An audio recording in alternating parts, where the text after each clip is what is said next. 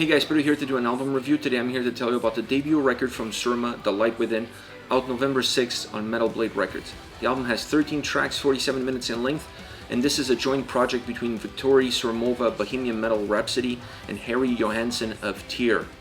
Now this is a strange record. It's a strange record because I didn't enjoy the album, but I enjoyed a lot of the songs in it. Now you're wondering, if you like the songs on the album, how are you not liking the album? Like, the two things don't go together. This seems impossible. It's not impossible. I don't like the overall structure of the record. I don't like the way the record plays out. So it's hard for me to digest this album if I'm listening to it from the first song all the way to the last song. If I take away from this album my favorite songs and I play them in a vacuum, I love those tracks. They're magnificent, the way they're constructed, the way they're delivered, the strength that they have, outstanding. But when you put them all in the order that they are and you try to consume this album from beginning to end, it starts to become a little bit overbearing. And that, like I said, has to do with the structure. The album is almost structured like a TV miniseries, even though this album has a cinematic sound to it. It's not really a cinematic driven record. The stories within the album, the stories within the songs are not really cinematic stories per se. But the soundscape that this album carries and the overall structure in which it's constructed is definitely a cinematic style approach. So think about this record as a mini-series. It starts up with an intro and it builds up immediately with the first couple of songs. The album gains a lot of intensity, a lot of power, a lot of strength. And then it dips. And it dips for a very long period of time, which if you're watching a mini-series, you would consider that stretch character building because you start to know the characters. Having said that, like I said before, this is not an album that has a concept, that has characters that you need to learn about or develop as you progress through the record. Each song has its own individual story. So that stretch in the middle almost loses complete purpose because you lose yourself in it, and it takes you a long time to gain that same momentum that you had earlier on in the album, which comes in the last third of the record. So that drought in between that climatic opening, the climatic closing that then finalizes with that outstanding instrumental outro, that part in between is just too long, and it took too long for me to get to where I wanted to be, which is exactly the same style approach that I got at the beginning of the record. So from that perspective, when you look at the structure from this point of view, is an album that becomes overbearing. It's an album that it's hard for you to walk yourself through it because it started off with such a high note and then it dipped for such a long period of time that you almost forgot where it started. You only get reminded of where it started when it's almost ending and you get songs that have a lot of similarities with how the album opened up. Now, musically, this record is phenomenal. I mean, there's really nothing to point out. It's a symphonic metal album that has some prog elements into it. So the orchestration, the keyboards, the guitars, the drums on this record are magnificent. There's really no faults or no flaws that you can point your finger at. From that perspective, the record is really solid and it's really balanced as far as the quality is concerned. It's a record that never really dips as far as quality goes. It dips as far as intensity and as far as movement, but never as far as the quality of the sound that you're getting on any given track. I really love the guitars on this album. I love the drums. The guitars are driven, melodic, heavy at times. They're very diverse in their approach. The drums, the same thing, powerful, heavy, but also knowing when they have to take a step back and allow everything else that's happening on the track to move to the forefront, because as far as sound is concerned, this is an album that has a lot of layers to it. So there's a lot of different moving pieces, but they did a wonderful job putting the pieces always in the right place for the songs to feel as strong as they could possibly feel. Now, vocally, the album has a lot to offer as well. This is not just an album that offers a lot to the listener as far as the music is concerned. It also offers a lot as far as the vocals go. You're going to get some harsh vocals, some male harsh vocals. You're going to get some male clean vocals. But you're also going to get Viktoria, outstanding performance by her.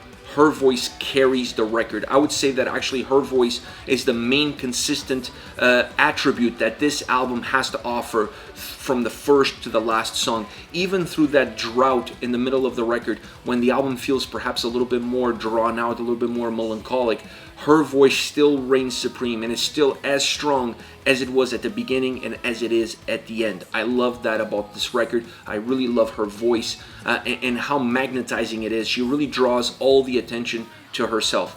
Surrounding the vocals, there was one element that I thought was a little bit overplayed, and that is the backing vocals. They used it a lot on this record.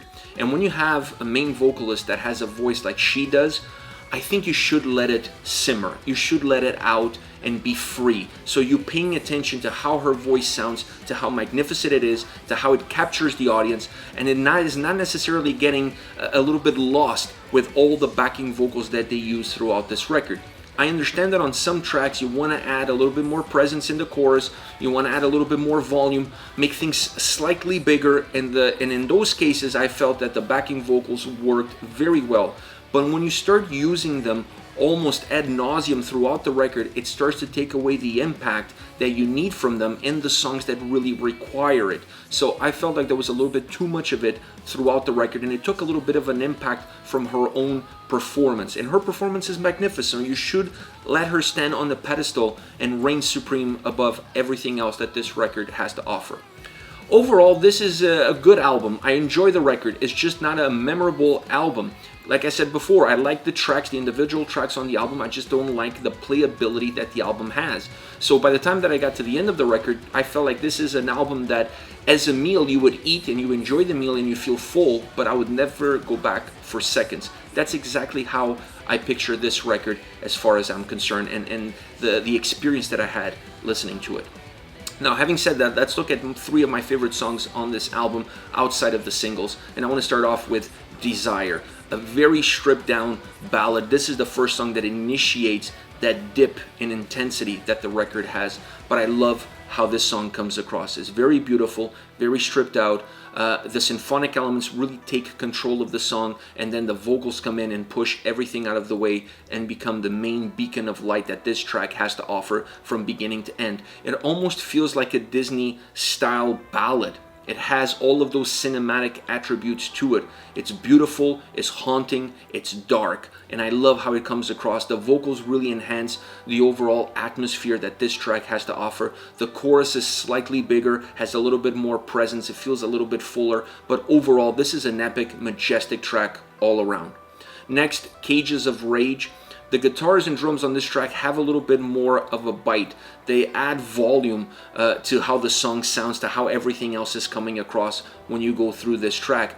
The orchestration builds upon that and it adds itself to it, so the song feels like it's always gaining momentum, like it's gaining volume, it's becoming bigger, it's moving, and I like that sense as far as the track is concerned. The mixture of male vocals as backing vocals add a lot of power, add a lot of strength to the overall vocal track on this song. I felt like they used them in the perfect spots and not overuse them within the track itself in order to give the right punch, the right kick at the right times. A song that has a great chorus, and it really alternates from a more driven verses to a more bombastic, robust chorus. So it's a song that has its own peaks and valleys as you transport yourself through it.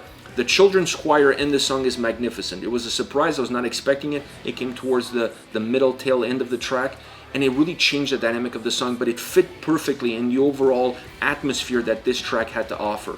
And the solo that came right after is magnificent, one of the best on the record, really over the top, adding to that cinematic vibe, to that atmosphere that the track has, and it just makes the track a lot bigger. It adds to everything else that was happening that was already making the track big as well. I love this song.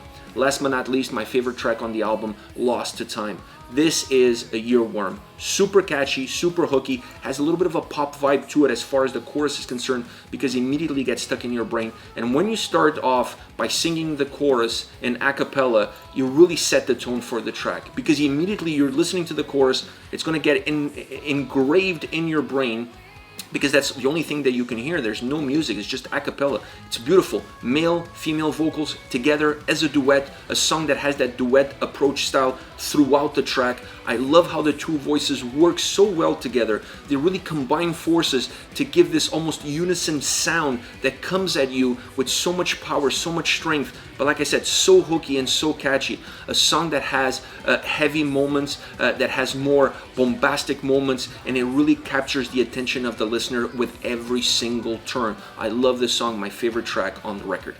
This is it, Surma with The Light Within, out November 6th on Metal Blade Records. Let me know your thoughts on the band, on the singles. Use the comment section below. I'll be reading those and getting back to you. Take care, guys.